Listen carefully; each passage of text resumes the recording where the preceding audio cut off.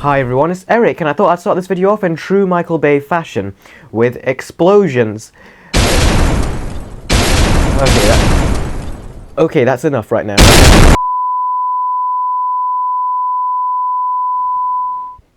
I'm not harmed, what the hell? Why did you have to cut transmission? I'm fine. Anyway, let's get back on...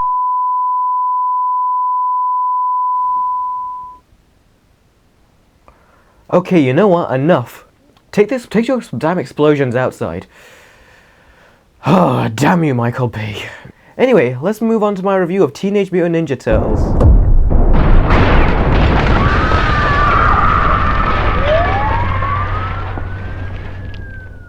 My sympathy goes out to anyone who was involved with those Michael Bay explosions. Anyway, let's move on to Teenage Mutant Ninja Turtles. So I'm going to start off with the good, and then I'm going to go on to the bad. Now, everyone's opinion on this new Turtles movie is completely different. It just depends what kind of vision you have for the Turtles. And for me, I thought this did match it quite well. Some problems, but it did match it quite well. Let's talk about the main Turtles first. All four of them, everyone's had problems with their design. Even I said they looked ugly, but I did say to myself that when the movie comes out, maybe I'll get used to their design, and then I'll just be like, I won't even think about it anymore. And that was true. I did get very used to them very quickly. I think the only problem with them was I think their nose could be a bit longer, but apart from that, I thought they looked all right. They looked decent. I didn't have much complaints. They sounded great as well, which was really good. And they definitely had a weight to them, and this is a weight that none of the previous Turtles had, even in the original 3 movies, which I know were costumes. But still, even the Turtles in the cartoon don't seem to have this weight, which they should have. So it did definitely seem more realistic with the weight they had. They definitely had a very good weight to them, and they felt like very weighty every time they would jump or just run, or heck, even walk. They definitely had a good weight to them. And what was also great about them is that they were this is the best I've ever experienced whenever it comes to ninjas being ninjas.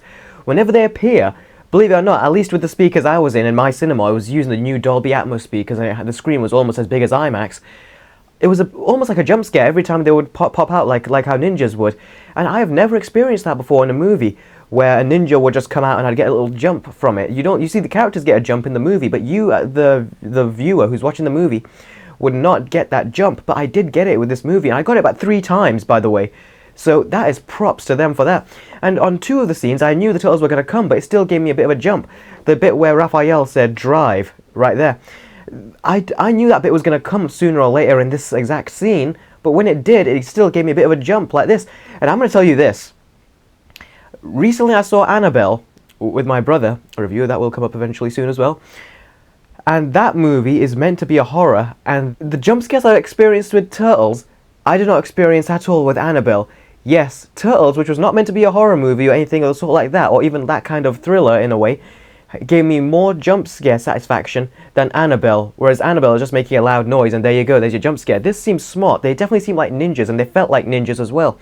So that was great. The Turtles overall I thought were fine. The only one thing I think I wish they did have was, instead of like communicating with each other basically and saying what should we do to stop the bad guys, I wish they just had some fun banter with each other, like, you know, when they just like argue like how siblings would.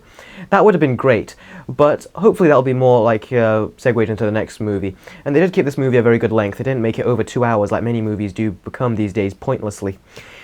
So yeah, Splinter, he was ugly in this, but you did get used to him. He wasn't that ugly as people would say, but he still looked ugly. When he did discipline the Turtles at the start of the movie, I did think he went a bit harsh. He tripped a few of them, but then with his tail, he wrapped it around, I think it was Raphael's neck, and lifted him up. I was like, man, Splinter, this is child abuse right here. There's discipline, I understand, but then there's child abuse like that, choking him up for a few seconds, then dropping him back down. But yeah, Splinter I thought was good. They didn't overuse him, and the Turtles had more attention on than he did, which I thought was great.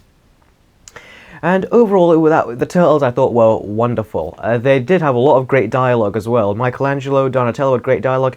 I think they focused more on Raphael, which I'm not too impressed with, because Raphael was definitely a good character, but Leonardo has always been my favourite Turtle. Mikey has got enough of his comic relief, which was great. But Leonardo I wish had a bit more screen time in that respect. He didn't really seem like he had much focus, even as a leader. He didn't seem to have that much focus on him. So yeah, the Turtle I thought was great. Splinter, I thought he was fine, apart from that one exception I mentioned earlier. The Shredder, how was he? Everyone said he looks kind of like a bigger version of, like a smaller version of Megatron, and yeah, I do agree with that. But to tell you the truth, he looks like he has a whole bunch of kitchen utensils basically attached to him, and he did look too bulky in this movie, which is one of my main problems. He did look too bulky. I think they should have slimmed his armor down a bit. But he was cool. The thing that wasn't cool was his personality, though. He just seemed way, way, way too one-dimensional. I'm not even going to say two-dimensional. He seemed like a very flat villain. But then again, even his plan was ridiculous. But to tell you the truth, when I think about it now, when I go back to the cartoons, I think back to the cartoons I used to watch, what was Shredder's plan then? Take over the world or take over the city? Yeah, he's going to do that now as well. And when they show his actual face, I did like that they conceal it with shadows, so he was like, you didn't fully see him, he was like concealed. That was very smart, I thought that was good. So they didn't always show him, he was kind of like Dr. Claw, but not that much, because Dr. Claw was totally, in Inspector Gadget was totally not seen. But here they did hide him in the shadows quite a bit. The action was gritty as well, which was good. Now, there's about 3 main action sequences, and the 2 of them I thought was okay. The one I thought was amazing was the snowboarding scene, or the snow falling scene. That was an absolutely fantastic action scene. I mean, it really took me back to feeling like I was a kid again. I never get that feeling much with these movies. I didn't think I'd get that feeling with this Turtles movie, but it really took me back to when I was a kid. That 5-10 minute action scene really took me back to when I was very young. I used to get excited about this sort of stuff. I haven't got that in a movie for a long time. Last time I got that was when I watched Avatar: The Last Airbender, which was a show I watched about 5 years later, which I finished watching it last year. That took me back to being a kid. I didn't think this movie would take me back to being a kid, but it did. It does have some Michael Bay-isms in there, for example, the way the camera just pans, even though there's no reason to pan it, like on a news report and stuff. Going back to the characters, including what Michael Bay did was bring Megan Fox in as April O'Neil. Now this I thought was ridiculous, there was no need to do it, but he still did it. And I'm just going to cut to the chase very quickly. She's a bad actress, she really is a bad actress, but she did not do as bad as I thought in this movie. That does not mean she's good, but it means that she was not as bad. That's all I'll say about it. So the Turtles were great, Splinter was great, the Shredder was good for when he was the Shredder, but he didn't really have much personality, so he was okay. April O'Neil, nothing special. So yeah, the characters I thought was good.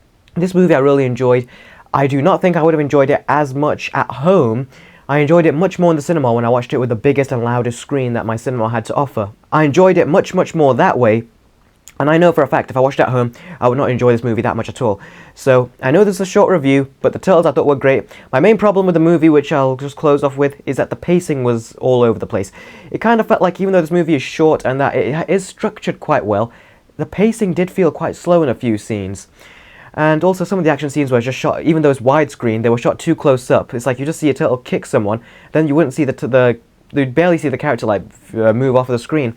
The Turtles, when they used to punch people, you felt the weight to when they punched people as well. Their jokes were great, the humor was great, it wasn't any Michael Bay ridiculous stuff. Whoopi Goldberg was in there, which she was more of a cameo, so they didn't overuse her, which I thought was fine. And yeah, overall this was kind of like a clash of all the previous Turtle incarnations. It wasn't just one particular one, like in the 90s, they obviously based it on that one show, and they made it a bit darker.